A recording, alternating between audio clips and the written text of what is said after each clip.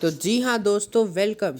तो आज हम आपके लिए जौसा के बारे में भी वीडियो लेके आए हैं, यानी जॉइंट सीट एलोकेशन अथॉरिटी के काउंसलिंग की स्टार्टिंग के बारे में। तो आपको पता ही होगा कि जौसा ने अपनी काउंसलिंग 16 तारीख से ही शायद ओपन कर दी थी और उसके बाद से ही उनके सीट रजिस्ट्रेशन स्टार्ट हो गए हैं। तो आप अगर जोसा की वेबसाइट पे जाएंगे josa.nic.in पे, तो आप इनके बस काउंसलिंग शेड्यूल के टैब को क्लिक करें करंट इवेंट के अंदर। उसके बाद जब आपको एक पीडीएफ का आएगा आइकन, उस पर आप ओपन क्लिक करें, डाउनलोड करें पीडीएफ को, और ये आपको पूरी लिस्ट मिल गई। तो आप देखिए 15 तारीख को जो जौसा की जेई मेंस की रैंक डिक्लेयर हुई थी, 15 अक्टूबर को जेई एडवांस की रैंक डिक्लेयर हुई थी, 16 अक्टूबर से इन्होंने रजिस्ट्रेशन स्टार्ट कर दिया है। तो हमें क्या ध्यान रखना है, हमें गौर करना है इस डेट पर, और हमें गौर करना है इस वाली डेट पर। तो देखिए, जो 16 तारीख है तब से स्टार्ट हुई है, और 25 तारीख आपकी लास्ट डेट है जब आप रजिस्टर कर सकते हैं और चॉइस फाइलिंग के लिए कर सकते हैं। 27 तारीख को आपको फर्स्ट राउंड का सीट एलोकेशन हो जाएगा। उसके बाद 27 से 30 तक आपका अगर सीट अलॉट हो चुकी है तो आपको उसके लिए पेमेंट करनी है अपनी सीट कंफर्म करने के लिए, यानी सीट कंफर्मेशन के लिए। इसी तरीके से आपको जब नेक्स्ट राउंड की ऑनलाइन रिपोर्टिंग और फ़ी पेमेंट करनी है, और इसके अलावा आप अगर देखें तो इसके लिए आपको 1 दिन का समय दिया जा रहा है। अच्छा, और अगर इसी तारीख में 2 से 5 के बीच अगर आप चाहते हैं कि जो आपको सीट अलॉट हुआ है आप उससे नाखुश हैं, तो आप इस अपनी सीट को भी विड्रॉ कर सकते हैं। 6 तारीख को आपका राउंड 3 का भी सीट अलॉटमेंट हो जाएगा। तो देखिए 27 से 30 आप सीट कंफर्म कर सकते हैं। 1 नवंबर को आपको राउंड 2 का सीट अलॉटमेंट हो जाएगा। उसके बाद आपका 6 तारीख को राउंड 3 का सीट अलॉटमेंट हो जाएगा। इसमें आपको एक फ़र्क दिख रहा होगा। फ़र्क ये है कि कंपेयर टू अदर काउंसलिंग, एक तो मुझे जो समझ आ रहा है कि जौसा आपको अपनी ऑनलाइन चॉइस को एडिट करने का शायद ऑप्शन नहीं दे रहा है। यानी जो आपने सीट की चॉइस फाइलिंग कर रखी है उसे आप सिर्फ राउंड 1 से पहले ही एडिट कर सकते हैं। तो इसलिए आपको अपनी चॉइस फाइलिंग बहुत ही ध्यान से करनी चाहिए। अच्छा, उसके अलावा अगर आप देखें तो जौसा नए कैंडिडेट्स को अलाउ भी नहीं कर रहा है रजिस्ट्रेशन करने के लिए, जैसे और काउंसलिंग में हो रहा है।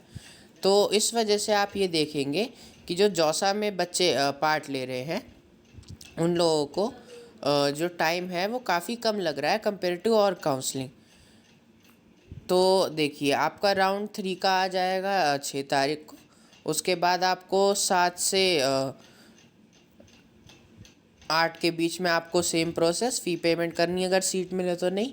और 7 से 9 के बीच में आप बाहर भी आ सकते हैं। तो आप राउंड 3 तक तो ईज़िली एग्ज़िट कर सकते हैं। हालांकि मुझे लगता है आपकी फ़ी कुछ शायद इसमें डिडक्ट हो। उसके अलावा अगर आप 10th को देखें तो राउंड 4 का आ जाएगा रिज़ल्ट। इसके साथ ही साथ अगर आप देखें तो जो 11 से 13 तारीख है, आप तब भी यानी राउंड 4 में भी आप सीट विड्रॉल कर सकते हैं। राउंड 5 में देखा जाए तो हाँ, राउंड 5 में भी यानी 15 से 17, राउंड 5 का 14 नवंबर को सीट अलॉटमेंट हो रहा है। उसके अलावा राउंड 6 में नवंबर 18 को आपका सीट अलॉटमेंट हो रहा है।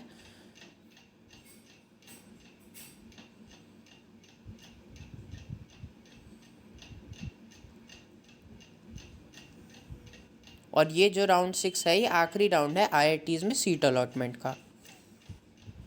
अच्छा, इसके अलावा अगर आप देखें तो आप राउंड 5 तक अपनी सीट को विड्रॉ कर सकते हैं, लेकिन राउंड 6 में आपको मौका नहीं मिलेगा। तो इसमें आप जो जौसा है इसमें आप बेसिकली IITs अगर आपने एडवांस क्लियर का है, NITs अगर आपने मेंस क्लियर किया है, नेशनल इंस्टीट्यूट ऑफ टेक्नोलॉजी, और GF government funded institutes GFIT के लिए पार्टिसिपेट कर सकते हैं। अगर आपको इस काउंसलिंग से रिलेटेड जानकारी चाहिए तो आप इसी वेबसाइट पे इस PDF को पूरी तरह पढ़ सकते हैं। मेरा बस आपको एक ओवरव्यू देना था कि आपको इस तरीके से अपना ध्यान रखना है। एक तो अपनी काउंसलिंग की चॉइसेस बड़े ध्यान से पढ़िएगा, क्योंकि मुझे नहीं लगता है आपको हर राउंड के बाद ये मौका दे रहे हैं अपनी चॉइसेस चेंज करने के लिए। तो मैक्सिमम से मैक्सिमम नंबर ऑफ़ चॉइसेस भरिए और बहुत ही समझदारी से भरिए, ताकि आपको ऐसा कभी ना हो कि दोबारा आपको लगे कि हमें काश मैं कुछ अलग भर देता। इस बात का ध्यान रखिएगा।